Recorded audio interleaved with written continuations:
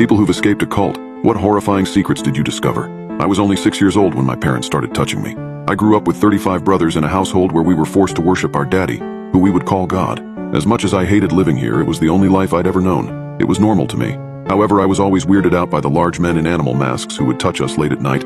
None of us liked it, but we were forced to take turns in partaking in it. Some of us had considered escaping, but had grown up being taught we'd be punished by Satan himself, which was enough to make us stay. How could we have known any better? That was, until last week. We were sharply woken up from our bunk beds as normal, ready for homeschooling. But something was off. One of our brothers was absent from class, which is never the case unless someone has been sent to the torture room. But he hadn't misbehaved, so he was missing for a different reason. Mother, or at least the person I thought was our mother, looked extremely worried and jittery today. We all called this woman our mother, but had no idea if they were our real parents, and I would never dare to ask. Immediately, she began questioning us in regard to our brother's absence from class that morning. I said I didn't know where he was. That was the truth, or half of the truth. She insisted that because we share a room, I must have known something about his whereabouts. Again, I said I didn't know where he was, trying to act as normal as possible. After a while of her sitting there, staring at me with those burdening eyes, both of her arms folded across the edge of the desk, I finally suggested that we go looking for him. And just where do you suppose we could find him? She asked. The woods, maybe. You know we aren't to go into the woods. I don't think he would have made it that far anyway. Somebody surely could have stopped him in time. I don't know then. I don't know where he is. She stared at me for another infinite moment. Finally, the tension in her eyes broke. Well then, you'll just have to go to your room and don't come out. So I did. I trotted back to my room. It was only a few steps away from her office, but tears had already begun to well in my eyes because I knew where my brother was. He did go into the woods, and I knew the exact path that he told me he was going to take. Like my brother, I wanted to leave. Unlike my brother, I was too afraid at that time to face the unknown. After all, I had never been in those woods, nor had I ever seen what sort of a world existed beyond them, if any, for all I knew. I, along with all of my brothers, were made to stay in our rooms until the next day, when again at exactly 6:30 we would hear the banging on doors telling us to come to class. I remember that morning. I remember my mother looked hollow, perhaps what a grieving mother looking for her missing son would look like. We said our daily prayer to our Father and were immediately greeted in the classroom by a lecture on what happens if we run away. She wasted no time telling us the story of a boy that ran from home decades ago. That boy, just a teenager at the time, was called upon by Satan to run away, and was found mutilated across the forest just a few days later. That is the prophecy, my mother stated. You have the choice to leave, but do you choose morality, comfort, and our goodwill? Or do you choose immorality and a diseased, evil livelihood? She walked toward the door, careful not to let her black skirt drag the floor, and opened it.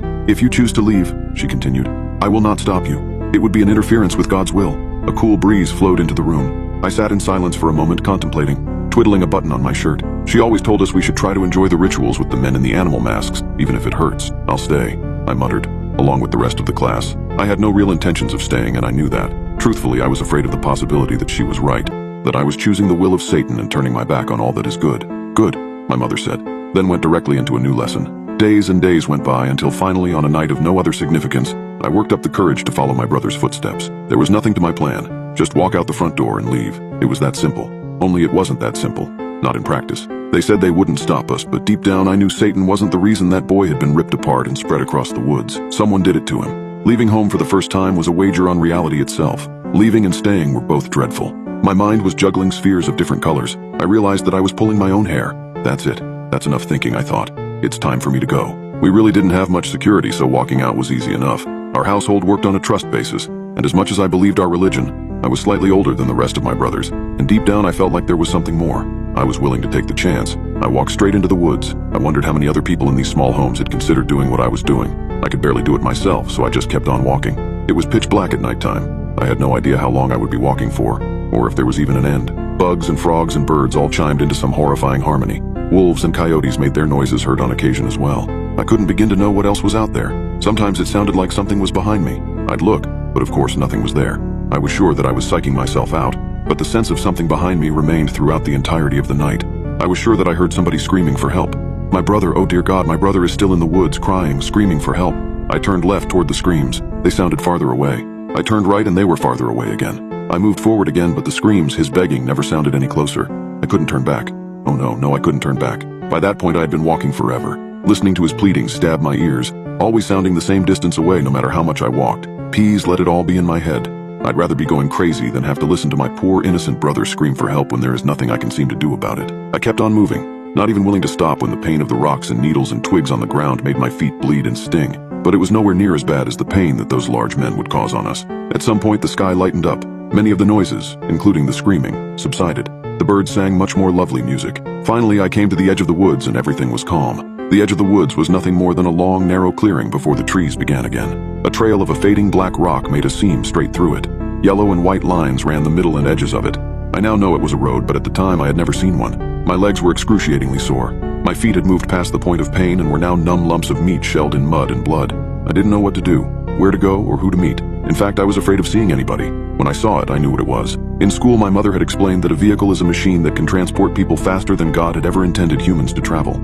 If we were meant to move that fast, she'd say, God would have made our legs go that fast. It was a big vehicle with an open box attached to the back. I didn't expect vehicles to look like that. It slowed down and stopped on the grass beside the road.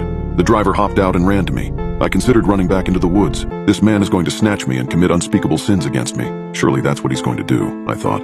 That's what the rest of them did to me. I felt paralyzed and couldn't run away even if I wanted to. The man stopped before me. He was mostly normal looking, a bit bigger than most people I had ever known. There was hair on his face, something I had never seen before. Jesus Christ, son, he said. I ain't even gonna worry about asking you no questions. Get in. I need to take you to the police. He finished off his sentence by taking off his hat, scratching his thinning head of hair, and carefully replacing the hat.